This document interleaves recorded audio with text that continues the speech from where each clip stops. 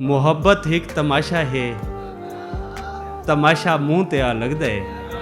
अजा एक शख्स भूलते ना है जो बिया मुँह ते आ लगता है।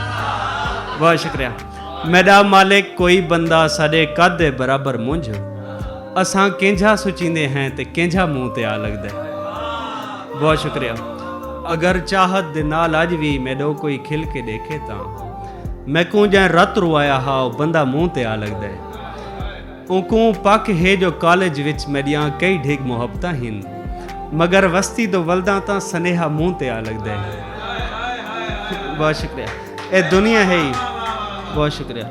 उको पक है जो कॉलेज विच मेरियां कई ढिग मुहब्बतां हिन, मगर वस्ती तो वलदा तो सनेहा मुँह ते आ लगता है।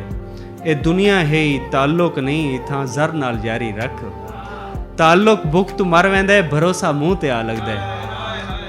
तू भज पौंदा है जो हर पासों मैथे फुल्लां दी बरसात है, यके फुल फुल भी नहीं होंदे को कंडा मुँह ते आ लगता है। मैं जिंदगी दे ही केंझे मोड़ ते पहुंचा खड़ा असफन, जिथां जेड़ा कदम चावां ओ वलदा मुँह ते आ लगता है।